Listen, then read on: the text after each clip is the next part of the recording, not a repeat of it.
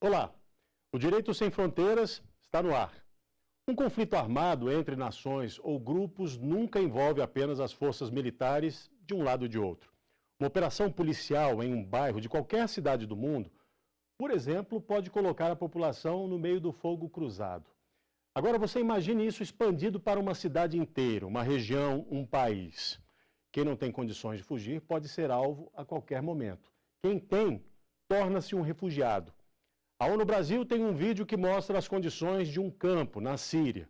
As imagens foram feitas em fevereiro deste ano. Acompanhe.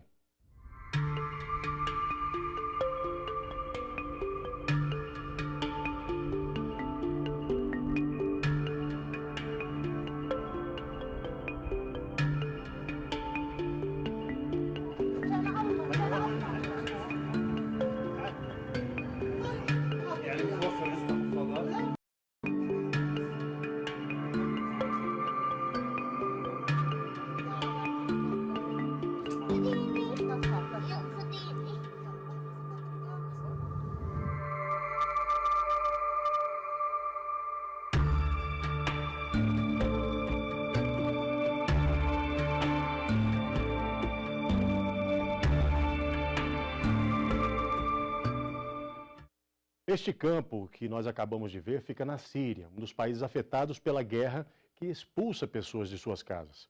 Eu convido para essa conversa aqui no estúdio Edel Torres, mestre em Direito Internacional, e também o oficial de proteção do Acnur, Alto Comissariado das Nações Unidas para os Refugiados, Gabriel Godoy. Obrigado pela presença dos senhores aqui e vamos começar essa conversa perguntando o seguinte: como é que pode ser definido um refugiado no direito internacional? Nós temos a Convenção de Genebra, que é um tratado internacional de 1951, que diz que refugiado é a pessoa. São grupos de pessoas, deslocamentos de pessoas, que fogem dos seus países por conta de questões de raça, perseguições de raça, nacionalidade, religião, associações políticas ou grupos políticos, ideias, opiniões políticas. Então são pessoas que fogem dos seus países, muitas vezes situações dramáticas, levando somente a roupa do corpo. Não tem alimentação, não tem dinheiro, elas não têm estrutura quase nenhuma, estrutura muito precária de vida.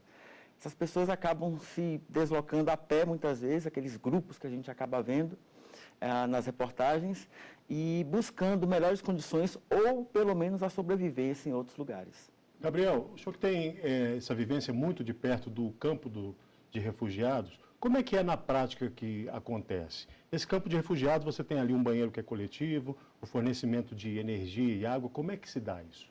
Bom, em primeiro lugar, o ponto principal é que o dever de prestar proteção internacional é do país de acolhida. Então, as Nações Unidas o que fazem é, basicamente, se colocar à disposição. No caso do país precisar de um apoio adicional da comunidade internacional, o Acnur, o Alto Comissariado da ONU para Refugiados, pode atuar. E aí, então, nós facilitamos a operação de emergência e, enfim, muitas vezes o campo não é a solução tradicional, ele é a última medida, mas numa situação excepcional é a resposta, muitas vezes, que é preciso ser oferecida para garantir que esse coletivo de pessoas que foge do conflito consiga um alívio humanitário imediato. Então, na prática, isso significa prever, basicamente, atenção aos primeiros socorros, oferecer água, alimentação, e também, enfim, moradia, os abrigos emergenciais, as tendas que são vistas em imagens como as que nós acabamos de ver. Existe uma previsão legal de que realmente determinado país possa acolher e dar assistência a esses refugiados? Isso está lá previsto em lei? Sim. É importante ressaltar, primeiramente, que o conceito de refugiado tem sido expandido ao longo do tempo por conta de questões de desastres ambientais, graves violações ou perturbações de direitos humanos, violações generalizadas a direitos humanos, conflitos armados, questões que não estão, a princípio, determinadas ou detalhadas na Convenção, no Tratado Internacional, que é o de Genebra. Mas a gente tem visto a expressão refugiados ambientais. E isso tem gerado, na comunidade acadêmica, uma discussão interessante no sentido de, será que é possível, até que ponto é viável a expansão do conceito de refugiado? é uma questão também muito interessante. Mas a gente tem visto isso acontecer no mundo, em que diversas regiões que sofrem os efeitos de catástrofes, como no Haiti, que sofreu um grande terremoto e que gerou a dispersão de milhares e milhões de pessoas, de haitianos, né, pelo mundo. Inclusive, o Brasil acolheu muitos desses haitianos. Cada estado vai estabelecer, por sua legislação própria, cada estado signatário do tratado, irá internamente estabelecer o mecanismo de recepção em relação aos refugiados. No Brasil, nós temos um mecanismo, né? Existe uma legislação, é a Lei 9474 de 97, que é a Lei dos Refugiados, que coloca todo o mecanismo, a partir do momento em que o refugiado adentra o território brasileiro, como é que o Brasil, como é que o Ministério da Justiça vai analisar o seu pedido de refúgio e, uma vez concedido o status de refugiado, que direitos essas pessoas vão obter no Brasil, se podem trabalhar, se podem tirar documentação, o que elas podem fazer aqui dentro. Gabriel, há um tempo máximo da permanência das pessoas num campo de refugiados? Como é que se dá isso?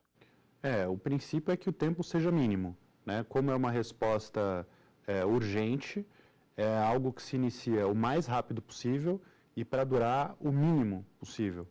O desafio é que cada vez mais o número de refugiados aumenta, né? O último relatório, o Alto Comissário mencionou que já são mais de 60 milhões e 500 mil deslocados no mundo, dos quais 22 milhões e meio são refugiados. Então, esse é o maior número desde a Segunda Guerra Mundial, de modo que isso coloca uma pressão adicional para os países e cada vez mais o Acnur tem sido demandado para apoiar, enfim, respostas urgentes como a construção de novos campos, novos assentamentos. Então, é importante mencionar que cada vez mais os refugiados vivem nas cidades, não em campos. Então, há uma política de alternativa aos campos, já que essa é a resposta menos desejável. O ideal seria que os refugiados pudessem conviver com os demais cidadãos daquele país e terem um tratamento, pelo menos, como de qualquer outro estrangeiro em situação regular naquele estado. Mas aqueles que, enfim, acabam necessitando ainda de uma resposta no marco de um campo de refugiados, o ideal é que isso possa ser, enfim, assim que uma solução duradoura for encontrada, então buscar essa alternativa mais durável, né? Por exemplo, em 2007, né, o campo de Al-Ruwaishid, na fronteira entre o Iraque e a Jordânia, um campo com muitos refugiados palestinos, foi desativado e o Brasil recebeu o último grupo dos refugiados que viviam nesse campo, né? E eles vieram para cá e foram morar, enfim, no sul do país e no sudeste do país. E aí sim aquele campo pôde ser desativado. Essa foi uma solução interessante, né, que começou com uma resposta urgente, que foi a construção de um campo de refugiados, mas assim que uma solução definitiva apareceu, ele então pôde, enfim, ser terminado. Edel, quais são os procedimentos assim, mais comuns adotados pelo Estado para que uma pessoa possa viver em um campo? É só ela ser vista como refugiado mesmo? Como é que é isso, esses critérios aí? O que verificamos na prática é que a situação que é de opressão, que é de perseguição, que gera o deslocamento e a fuga dessas pessoas e desses grandes grupamentos humanos, faz com que muitas vezes elas cheguem nesses campos sem nenhum tipo de aviso prévio, ou de uma ajuda anterior, ou de uma orientação, ou de informações. Nós temos visto campos surgindo na África, em que diariamente 1.500 pessoas chegam nesses campos e chegam de diversas áreas. A gente tem a informação real, concreta, de que a guerra na Síria, como bem coloca o Dr. Gabriel aqui, hoje é a crise humanitária, depois da Segunda Guerra Mundial, a de maior repercussão. Então, os efeitos disso em relação ao mundo inteiro são muito grandes, são efeitos que são devastadores. Essas pessoas, ao chegarem nos campos, elas vão contar com a ajuda e com aquela estrutura mínima ali que existe em relação a informações, a registro de informações, porque muitas pessoas chegam, inclusive crianças, né, chegam sem os pais, elas se perderam das suas famílias, os próprios integrantes, até pessoas adultas, se perderam nesses deslocamentos, porque, como eu estava colocando, essas pessoas estão fugindo. A situação do refugiado ela é tão dramática que ela não é como na maioria das pessoas, dos casos em que as pessoas programam viajar ou programam mudar de países, em que elas se planejam, não há tempo para isso. O refugiado é aquela pessoa que às vezes só tem a roupa do corpo e muitas vezes ele se desloca e leva consigo a fome, a doença, a desinformação, e o local que o receba, que minimamente não reproduza aquele cenário de opressão de onde ele estava, é ali onde ele fica. Na prática, Gabriel, como é que funciona a escolha de uma área para sediar esse campo de refugiados? Tem alguns critérios? Como é que funciona isso, hein, Gabriel? Tem vários critérios, né? Um deles é a proximidade da fronteira. É importante resguardar uma distância mínima, né? Não estar muito próximo da zona de conflito. Existem detalhes muito específicos, como inclinação de terreno, proximidade de rio, córrego, etc. Mas é importante que se tomem todos os cuidados também de saneamento, etc., para que a área do assentamento depois não acarrete desafios adicionais para a população refugiada, né? Então, é preciso observar também a situação do clima, enfim, se é uma área, enfim, mais seca, onde há chuvas, até por conta do material utilizado para a construção do assentamento. Então, existem vários critérios, né, além do próprio número de pessoas, que muitas vezes é preciso estimar, né, tendo em vista que um fluxo massivo pode trazer dificuldades adicionais na hora de planejamento. Bom, a gente vai fazer um rápido intervalo agora, mas na volta desse intervalo eu quero ouvir mais os senhores, especialmente uma experiência que você teve em Uganda, Gabriel. A gente vai contar para o pessoal. Vamos para o rápido intervalo e a gente volta já. Estamos de volta com o Direito Sem Fronteiras. Hoje o assunto é campo de refugiados.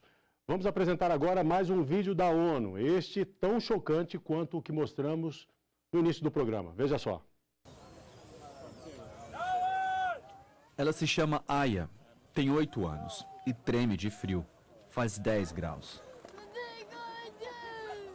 Ela e seu irmão estão entre os 3.000 refugiados presos na lama, a apenas alguns metros da União Europeia.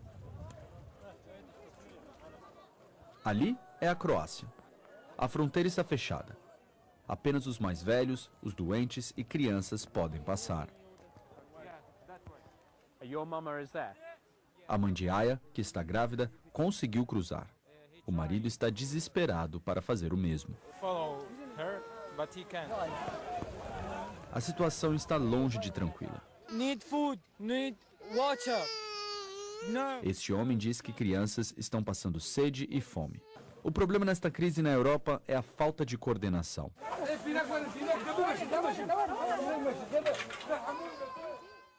A Sérvia trouxe os refugiados até a fronteira e os deixou aqui.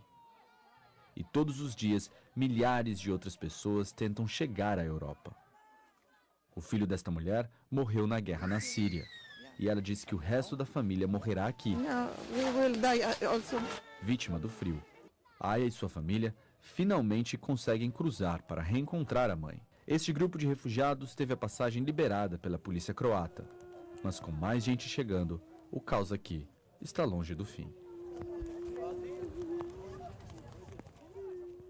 Este vídeo da ONU foi feito em 2015. Muitas dessas crianças podem simplesmente não ter resistido. A gente continua conversando aqui com o Erdel e também com o Gabriel. Gabriel, como é que foi essa sua experiência em Uganda? Uma experiência recente, né? Final de maio. Exato. Eu fui treinado, né, como parte da equipe de emergência do Acnur. Fui deslocado para Uganda para responder à crise do Sudão do Sul. Então, dos 22 milhões e meio de refugiados hoje no mundo, quase 1,5 milhão são refugiados do Sudão do Sul. Então, essa é uma crise que afeta vários países da região. E Uganda, que já recebia refugiados da República Democrática do Congo e do Burundi, passou também a receber refugiados do Sudão do Sul. Então, é um país de mais ou menos 34 milhões de habitantes, que já tem mais de 1 milhão de refugiados. Muitas crianças entre esses refugiados? Entre essa população, a maioria crianças separadas, desacompanhadas e mulheres. Eu fui para o norte de Uganda, então eu trabalhava no departamento de Lamuo, e o assentamento que nós construímos, eu comecei esse assentamento do zero, junto com a equipe de emergência do Acnur, foi feito na região chamada de Palabek.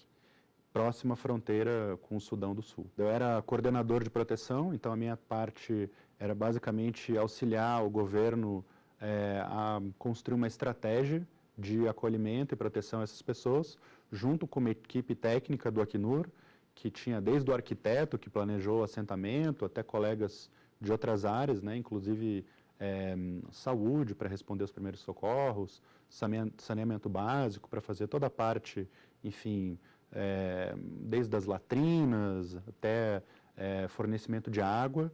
E, enfim, nós estávamos na fronteira quando eclodiu o conflito de Pajoc, nós recebemos em um dia por volta de 4.000 pessoas de uma vez. Edil, do ponto de vista legal, como é que é a segurança dos refugiados, né? Quem é que dá essa segurança? O que está previsto em relação a isso? Eu digo mesmo em relação à integridade física daqueles que estão ali no campo de refugiados. Como é que se dá isso? Bom, se analisarmos, por exemplo, a lei brasileira, a Lei 9474 de 97, que assegura proteção à pessoa que adentra o território brasileiro e aqui solicita o refúgio. E como é que ela faz isso? Ela se dirige a qualquer posto da Polícia Federal e lá ela preenche o formulário de refúgio e também colhe informações biométricas. Essas informações seguem para o Comitê Nacional para os Refugiados aqui em Brasília. E a partir daí haverá entrevistas no sentido de verificar se a questão trazida ou informada por aquelas pessoas se realmente se encaixa na questão jurídica do refúgio. Mas é preciso ressaltar que, a partir do momento em que a pessoa adentra um estado e nele faz o pedido de refúgio, ela está protegida pelo princípio do non-refoulement, que significa o quê? O princípio da não devolução ao seu estado de origem, por conta, ainda que esteja em situação irregular naquele país. Ou seja, juridicamente, a proteção àqueles grupos que estejam, né, inseridos no país, é o Estado que recebe esse grupo, que deve assegurar essa proteção e segurança também. É bem verdade que vivemos em períodos de crise, não só no Brasil, como em vários lugares do mundo. E os refugiados vivem em situações muito difíceis, muito precárias, e que muitas vezes contam com o apoio da sociedade civil. Né? E são vários tipos de ONGs, igrejas, organismos, associações de direitos humanos que acabam inserindo essas comunidades estrangeiras no Estado, porque eles contam com grandes dificuldades como a barreira da língua, o obstáculo da língua, a questão geográfica, eles não conhecem o país, sem contar que não conhecem também o sistema legislativo, não conhecem as leis do país. E dentro desse caldeirão de grandes, né, desafios, tem também a questão cultural. É muito difícil receber o que é estranho. Então, aqueles grupos, no caso do Brasil, nós recebemos refugiados de várias partes do mundo. E muitas vezes a interação em relação aos hábitos, à cultura, à alimentação, à língua desses povos em contato com o nosso, às vezes pode gerar algum tipo de conflito. Pois é, eu queria saber do Gabriel, assim, quais são os problemas mais comuns enfrentados por aqueles que estão em campo de refugiados, hein, Gabriel? São diferentes tipos de necessidades apresentadas por uma população muito diversa. Na minha experiência em Uganda, o desafio inicial começava com a questão da segurança, então eles estavam buscando primeiro um lugar em que eles pudessem viver em paz, fugir, enfim, dos perpetradores da violência, e aí o primeiro desafio era conseguir chegar a um lugar em que eles pudessem escapar. Portanto, nessa situação, o principal foi conseguir oferecer uma resposta de primeiros socorros. Então, nós recebemos pessoas que chegaram feridas, com bala alojada no corpo, e aí nós tínhamos parceiros que auxiliavam, né, uma atenção médica, enfim, de emergência. É importante também garantir essa segurança, como foi colocada na sua questão inicial, e isso é um desafio adicional quando se trata de um fluxo massivo de pessoas. Então, nesse caso, não há um procedimento de elegibilidade individualizado, é preciso haver uma preparação do Estado para garantir uma acolhida apta a receber esse número de pessoas e também garantir o caráter civil do refúgio, né? As pessoas que serão acolhidas pelo assentamento serão as pessoas civis, não os combatentes. E muitas pessoas que fogem hoje da crise no Sudão do Sul, para além da violência, fogem também da seca e da fome.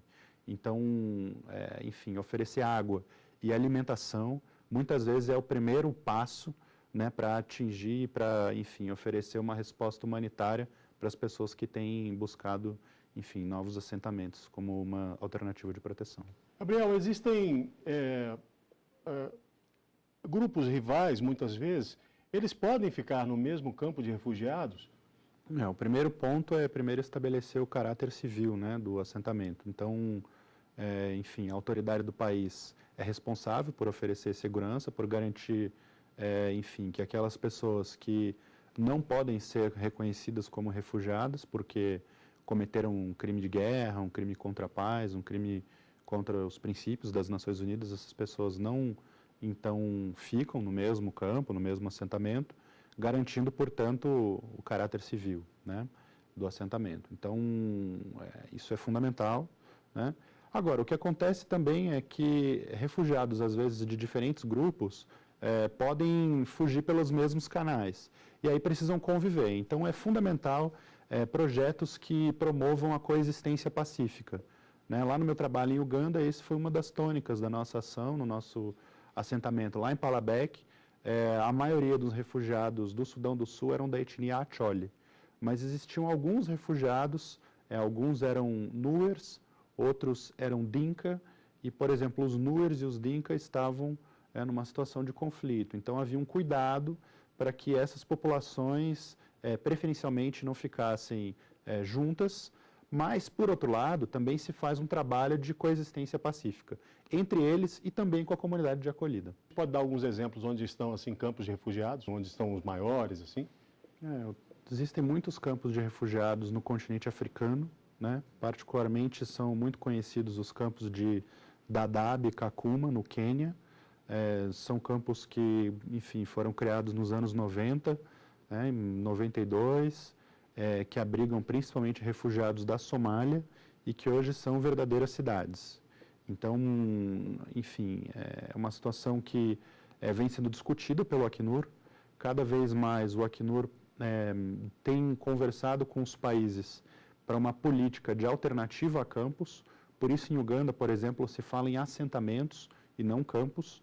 A ideia do campo está muito ligada a uma situação em que os refugiados não tenham liberdade de locomoção, possibilidade de se integrar à comunidade local, e os assentamentos são territórios em que os refugiados são documentados, têm liberdade de locomoção, podem trabalhar, estão documentados em situação regular naquele país.